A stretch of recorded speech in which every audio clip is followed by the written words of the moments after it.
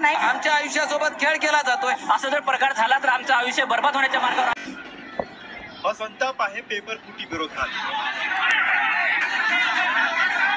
Online पद्धत बंदच झाली पाहिजे, कारण याच्यामध्ये घोटाळे चालू आहे आणि फ्रॉड पण तितकेच होऊन राहिले। चिपसेट आणि ऑनलाईन पद्धतीने आन्सर की असे हा घोटाळे बंद झालेच पाहिजे। राज्याचा पहिला मोर्चा इथे आपल्याला विद्यार्थी चक्क रस्त्यावरती उतरलेले पाहायला मिळत आहे आणि सोबत येथील विविध क्लासेस घेणाऱ्या शिक्षकांचा सुद्धा इथे यांना पाठिंबा लाभलेला आहे।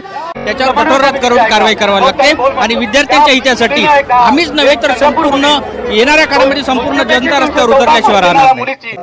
प्रथमतः हा व्हिडिओ आम्ही फडणवीस साहेबांच्या विरोधात नाही केला आणि प्रथमतः सरकारचं अभिनंदन यांच्यामुळे की यांनी भरपूर जागा काढल्या। पण लक्षात घ्या, आता आपण खरी खोटी माहिती ही मीडिया माध्यमातून, पेपर माध्यमातून, टीव्ही माध्यमातून ठरवतो।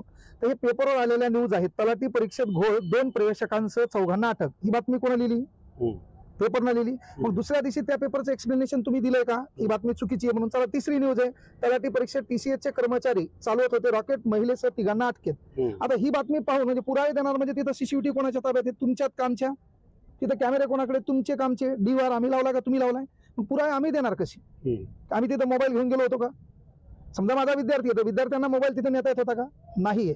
म्हणजे हा आमचा लढा तलाठी भरतीतला नाही। फक्त महत्वाची गोष्ट TCS IBPS आम्हाला नकोय, ऑनलाईन परीक्षा नकोय। मनुष्यबळ आपल्याकडे आहे, कलम 315 नुसार MPSC आयोग आहे। त्या MPSC आयोगाकडे सर्व परीक्षा काय करा, सुपूर्द करा।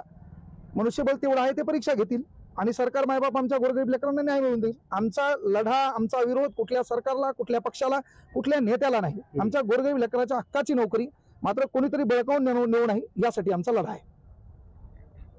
काय मागणी करा फडणवीसांकडे तुम्ही? आता फडणवीस साहेबांना कळकळीची एकच विनंती राहील आमची की ह्या सर्व परीक्षा MPSC आयोगाकडे देण्यात याव्यात आणि ही नुकतीच जी तलाठी भरती झाली त्याच्यामध्ये 4644 जागा होत्या।